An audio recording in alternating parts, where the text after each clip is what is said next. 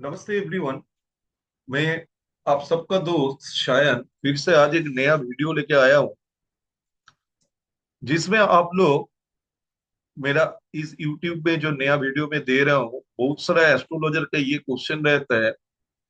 उन लोगों के पास बहुत सारा क्लाइंट आता है और उन लोग पूछता है जो आप कुंडली देख के कैसे करके उन लोगों का कोर्ट केस का विचार करोगे, किस किस जातक का कोर्ट केस हो सकता है और किस किस जातक का लंबा कोर्ट केस चल सकता है। इसके लिए कुछ सूत्र पराशरी मोडालिटी में भी है और कुछ सूत्र महानाड़ी मेथड में भी। तो मैं आज दोनों मोडालिटी को मिला के आप लोगों के पास एक नया टेक्निक बता रहा हूं, जिससे आप लोगों को बड़ा आसान तरीके से समझ में आ जाएगा ये क्लाइंट का कोर्ट केस कहाँ से देखें। ठीक है। अगर मेरा वीडियो आप लोगों को अच्छा लगता है, मेरे चैनल को जरूर सब्सक्राइब कीजिए और बेल आइकन को दबा दीजिए, क्योंकि इससे नया नया अगर कोई वीडियो मेरा फिर अभी आ रहा होगा तो आप लोग इससे कुछ नया नॉलेज ले पाओ।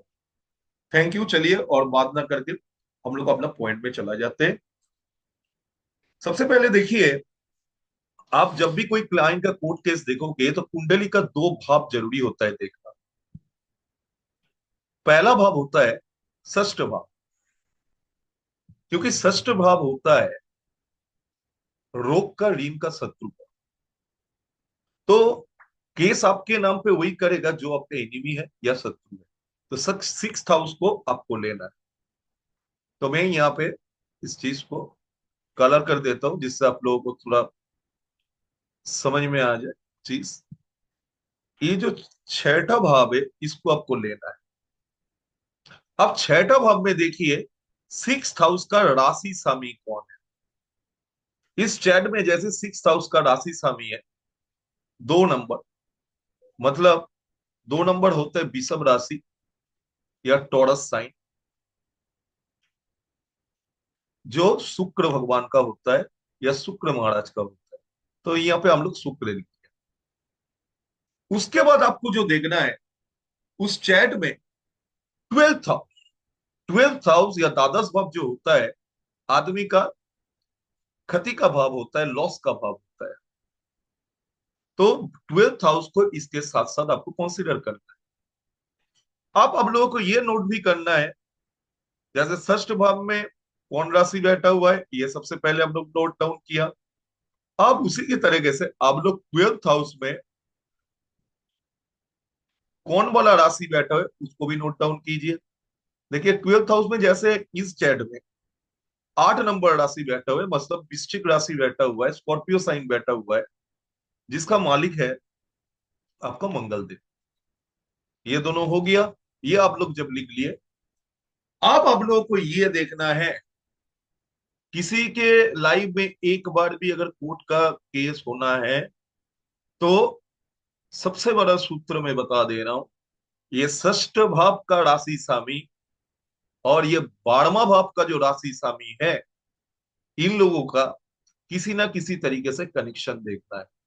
कनेक्शन कैसे देखना है? या तो ये षष्ठ भाव का स्वामी शुक्र और मंगल एक साथ जुति करके बैठ जाए, मतलब कोई भी हाउस में बैठे उससे कोई मतलब नहीं है, किसी भी हाउस में बैठ सकता है, उससे कोई आपको मतलब नहीं है। पकड़ लीजिए इस हाउस में बैठ गया, नहीं तो आपको देखना पड़ेगा शुक्र से मंगल अगर 1 5 9, 1 5 9, 2 12 में बैठा हुआ है, नहीं तो शुक्र जहां बैठे, शुक्र का मतलब 12 नंबर भाव का स्वामी जहां बैठा हुआ है, उसका सप्तम दृष्टि अगर छठा भाव को स्वामी को आ रहा है, या छठा भाव का स्वामी का सप्तम दृष्टि 12 नंबर भाव का स्वामी के ऊपर आ रहा है, तो ऐसा जातक का लाइफ में एक ना एक बार उसको कोर्ट का केस झेलना ही पड़ेगा। तो सूत्र क्या है? सूत्र फिर से रिपीट कर दे रहा हूं। सबसे पहले किसी भी जातक का षष्ठ भाव का राशि लॉट को आपको लेना है और 12वां भाव का राशि लॉट को आपको लेना है। आप देखिए, 12वां भाव और षष्ठ भाव का जो राशि लॉर्ड है, वो दोनों दोनों से, मतलब एक अपर से, मतलब दोनों, अगर 1 5 9 2 12 में बैठा हुआ है, नहीं तो जुति करके बैठा हुआ है, नहीं तो उन लोगों के बीच सप्तम दृष्टि गिर रहा है, तब ऐसा जातक या जातिका को जिंदगी में एक बार कोर्ट केस या कोर्ट का जाना पड़ जाता है। अब नेक्स्ट क्वेश्चन आता है, लंबा कोर्ट का केस में कौन जाएगा? ये सूत्र जैसा है वो तो रहेगा ही। अब इसमें थोड़ा, जैसे पिज्जा में हम लोग कुछ चीज ऐड करते हैं, अब आपको ले लेना है अष्टम भाव को भी, क्योंकि अष्टम भाव होता है अनसर्टेनिटी का, अष्टम भाव होता है क्रॉनिकल डिजीज का और कोई भी चीज को लिंगरिंग करने का। क्योंकि जब आदमी को और बड़ा कोर्ट का केस चलता है, तो उसका मतलब जीवित रहना मरने का टाइम टाइम होता है, कभी कभी ऐसा हो जाता है।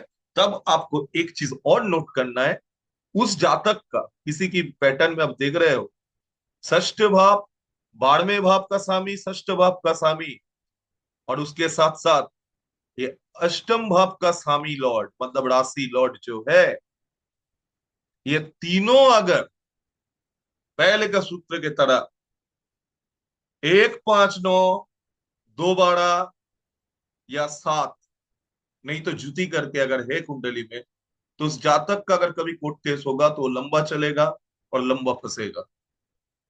ये कोर्ट केस का कैलकुलेशन करने का एक तो छोटा तरीका आप लोगों को बताया, इसके छोड़ के भी बहुत सारा चीज आप लोगों को देखना पड़ता है। जैसे वो कोर्ट केस जीतेगा नहीं जीतेगा, ये भी डिपेंड करता है अच्छा कोई प्लेनेट के ऊपर में। जैसे मैं अपना स्टूडेंट को भी बताता हूँ, मेरा बहुत सारा वीडियोस है, कुछ कुछ बंगाली लैंग्वेज में भी मैं बताता हूँ। As per my research, benefic planet, natural benefic दो ही प्लेनेट। अगर रैंक वन में देखना है तो गुरु है, मतलब बृहस्पति है। उसके बाद नेक्स्ट जो अच्छा प्लेनेट है वो शुक्र है। इन दोनों का डिग्री अगर अच्छा हो नेटल चैट में, इन दोनों का कोई शत्रु के साथ उन लोगों का एफिलिएशन ना हो, इन दोनों का किसी भी तरीके से कुंडली में ये लोग पीड़ित ना हो, नीच का ना हो, तब वैसा जातक को 110% डिवाइन हेल्प मिलता है, जिससे वो अपना केस को बहुत आसान तरीके से जीतता है। कभी कभी ऐसा भी होता है, नेटल चैट में पूरा कॉम्बिनेशन सही बैठने के बाद भी आदमी कोर्ट केस के लिए बड़ा परेशान रहता है। तो इसके लिए मैं एक तो रेमेडी आप लोगों के साथ शेयर कर दे रहा हूँ। जो लोग इस परेशानी में है, आप लोग जिस दिन कोर्ट केस में जाइएगा, 2 मीठा पत्ता का पान बनाइए, मीठा पत्ता का पान बनाइएगा, और उसमें पान वाले को बोलना, दो जो आप पान बना रहे हो 2 पीस, उसमें एक्स्ट्रा गुलकंद डालने।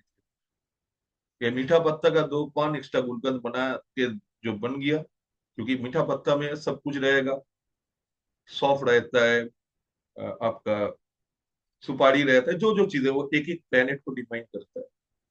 और एक्स्ट्रा गुलकंद उसमें डालना ही है, जरूरी है एक्स्ट्रा गुलकंद डालना, क्योंकि गुलकंद मंगल का चीज है।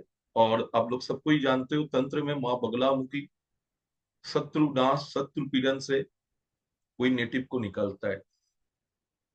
तो वो एक्स्ट्रा 2 गुलकंद दे के जो पान आप लोग बनाए, किसी भी मंदिर में कोर्ट केस में जाने के पहले उसका सीढ़ी में या उस मंदिर में वो 2 पान आप लोग रख के, अपना विश या मनोवांछा बोल के, भगवान भगवती या कोई भी भगवान जो आपका इष्ट देव है उनको आप लोग बोल के आप लोग केस में जाइए। आप लोग देखिएगा, बड़ा ये भयानक रेमेडी है, लेकिन मन से करिएगा तो 100% आप लोगों को इस चीज से बड़ा फायदा मिलता है। मेरा बहुत सारा क्लाइंट को मैं ये रेमेडी दिया हूँ और वो लोग बड़ा उपकृत हुआ है। तो आज का वीडियो इतना तक ही था। ऐसा कुछ कुछ टॉपिक लेके मैं और वीडियो बनाऊंगा। चलिए, तब तक के लिए नमस्कार। जय भगवती बुकले। जय श्री राम। हर हर महादेव। Thank you.